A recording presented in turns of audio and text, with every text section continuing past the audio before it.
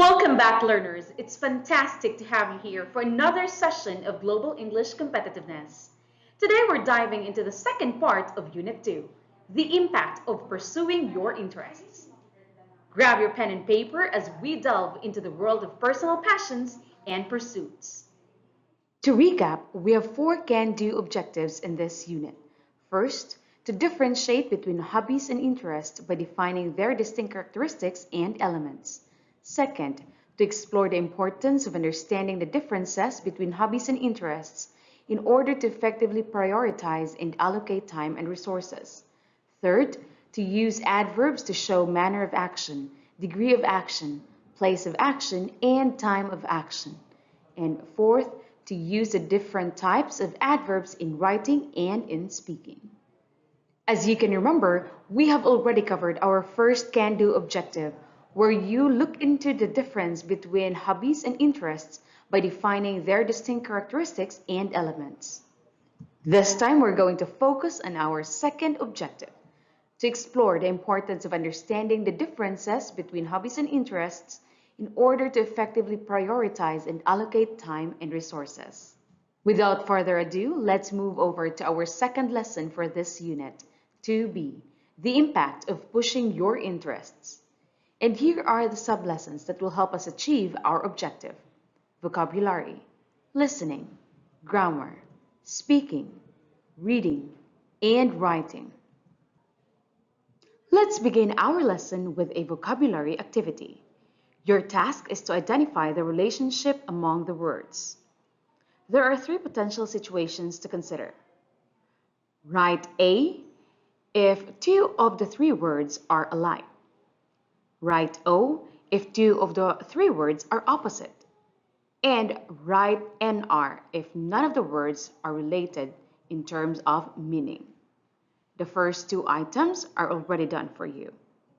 Pause the video and start working on this activity.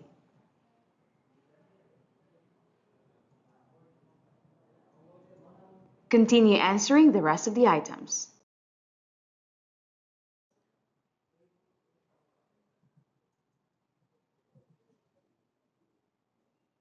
Here are the correct answers.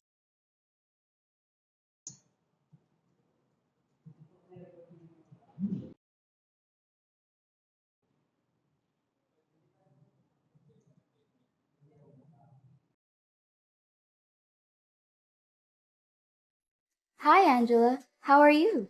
I'm fine. I pray you are too. Thank you. I'm great. Can you share with me your hobbies? Sure, it's my pleasure. I like riding the bicycle, watching movies in Netflix, and reading novels. Oh, really? I like watching movies on Netflix too. What movie did you watch recently? I'm about to finish the part 2 of Extraction. Oh, you are into thriller movies. What a coincidence. I'm into thriller movies too.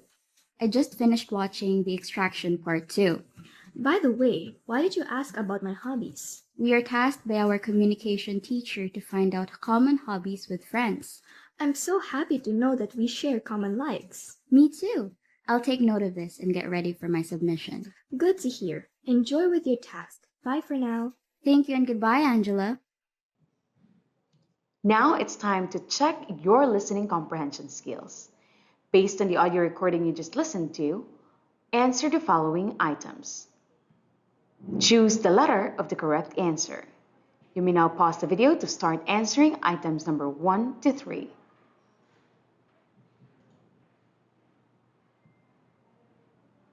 Continue answering items number 4 and 5.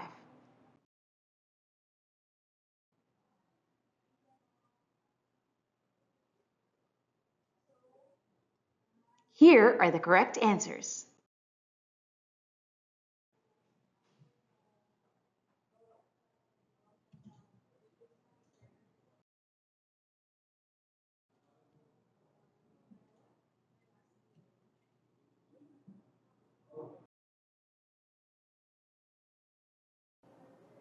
Now, let's listen to another dialogue and answer the questions that follow.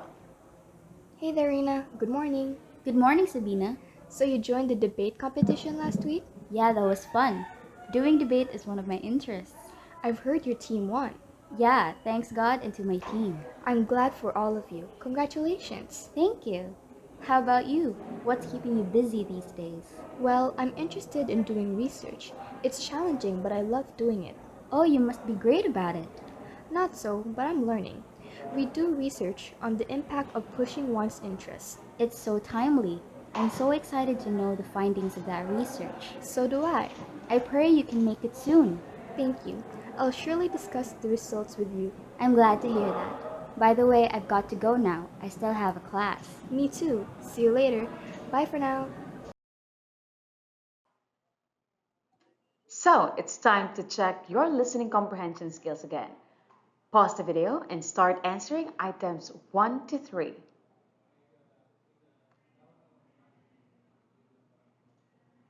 Continue answering items number 4 and 5.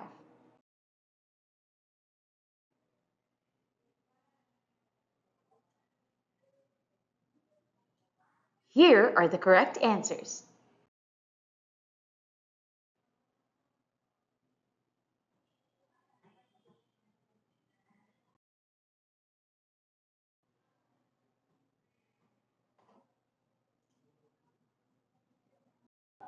Now let's proceed to the grammar focus of this lesson. Today we're going to talk about future continuous. The future continuous tense is frequently used in English to talk about an event or action that will be happening at a particular time in the future. It's going to be an ongoing action that will take place in the future. The pattern of writing or speaking utilizing the future continuous tense is as follows. The auxiliary verb will plus another auxiliary verb be plus the main verb in its present participle. That is the base form plus ing. For example, he will be exploring his interests in photography during the summer vacation. Here we have will be exploring. So the base form of the verb is explore plus the ing, it becomes exploring. He will be exploring his interest in photography during the summer vacation. Another example, they will be pursuing their interest in music by attending music classes. Will be pursuing.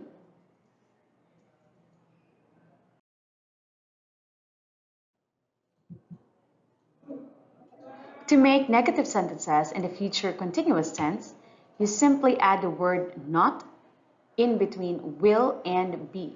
For example, I will not be working at 1 p.m. You will not be joining us tomorrow. She will not be using the car.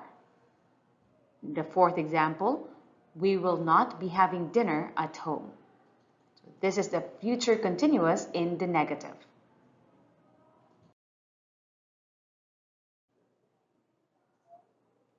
So, how is the future continuous tense used?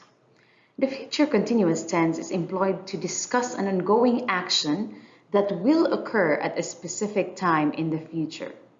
The action will have already commenced prior to that time but will not be completed at that particular moment. For instance, I will be working from 4 p.m. to 6 p.m. tomorrow. So the action is still in the future and it will be an ongoing action at 4 p.m. to 6 p.m. tomorrow.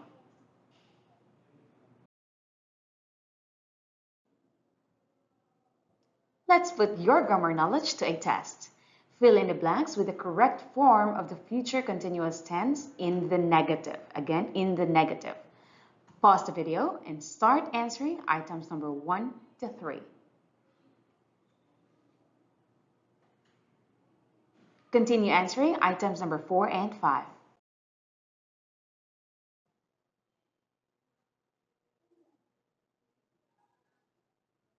Now here are the correct answers.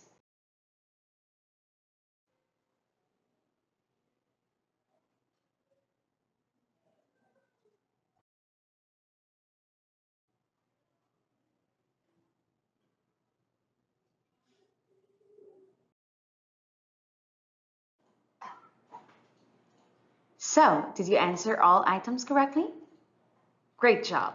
Now, Read each sentence carefully and fill in the blanks with the correct form of the future continuous tense, this time in the affirmative. Pause the video and answer items number 1 to 3.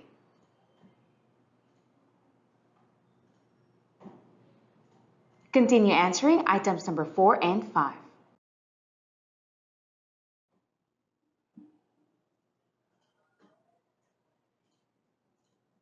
Here are the correct answers.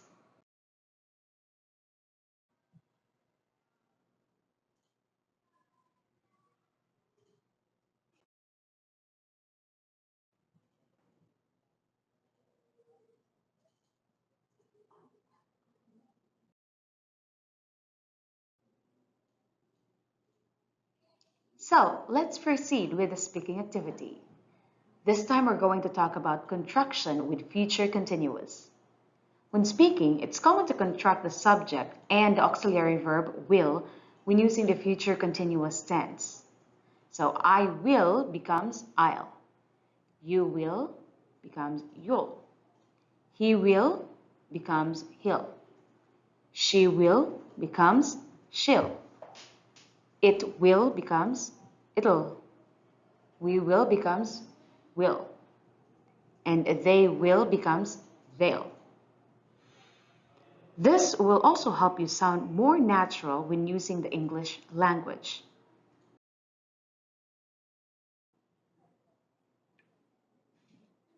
So, how about contraction in negative sentences? Earlier, we contracted the subject and the auxiliary verb will. But for negative sentences, we can use the contraction won't instead of will not to express negation. So, I will not becomes I won't. You will not becomes you won't. He will not becomes he won't. She will not becomes she won't. It will not, it won't. We will not, we won't. And they will not becomes they won't.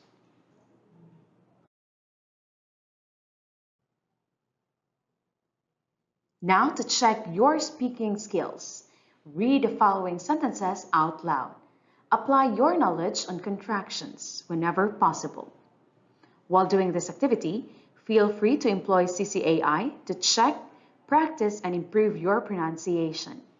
Confirm the accuracy of your pronunciation and effortlessly enhance your speaking skills. Pause the video to start working on this activity.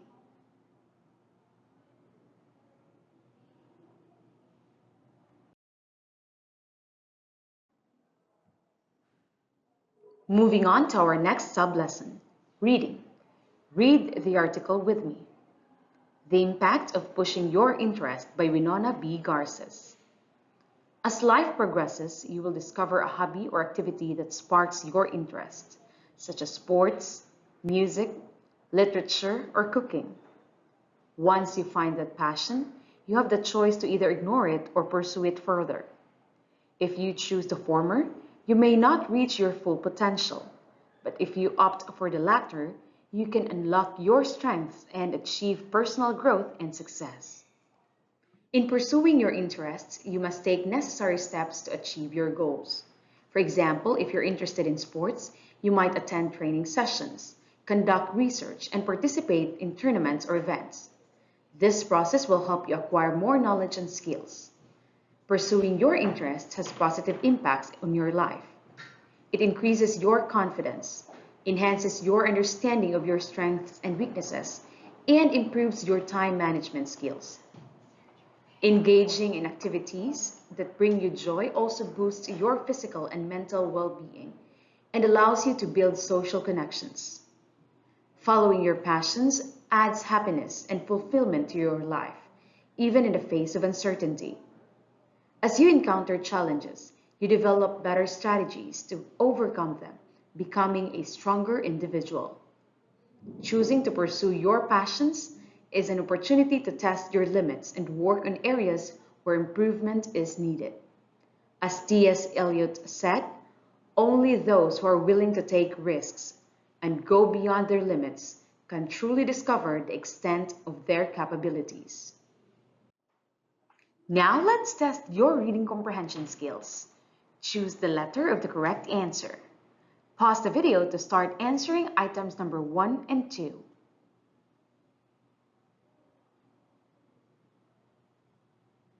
Continue answering items number 3 and 4.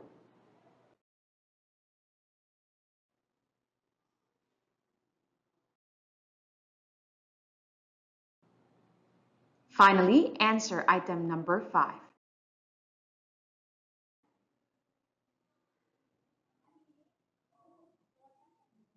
Here are the correct answers.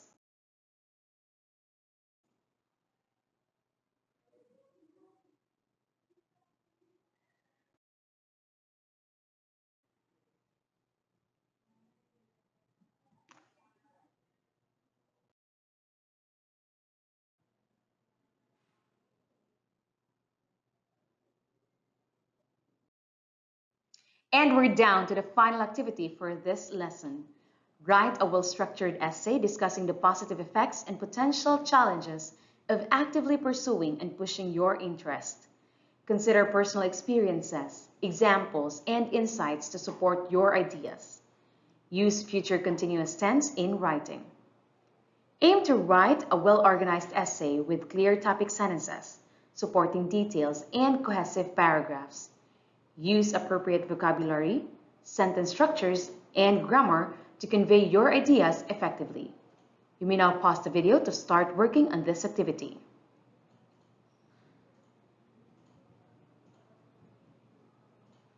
After sharing your insights through writing, you may utilize ChatGPT to assess the quality of your write-ups, ensuring clarity and coherence, and adherence to instructions. Edit as needed, and save or share as required. And with that, we have covered our second can-do objective, which is to explore the importance of understanding the differences between hobbies and interests in order to effectively prioritize and allocate time and resources.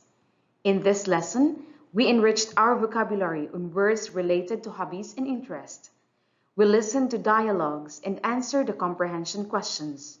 We also discussed the future continuous tense. Then we learned about contractions. You also read an essay and answered the comprehension questions. And finally, you wrote a reflective essay on the positive effects and potential challenges of pursuing your interests.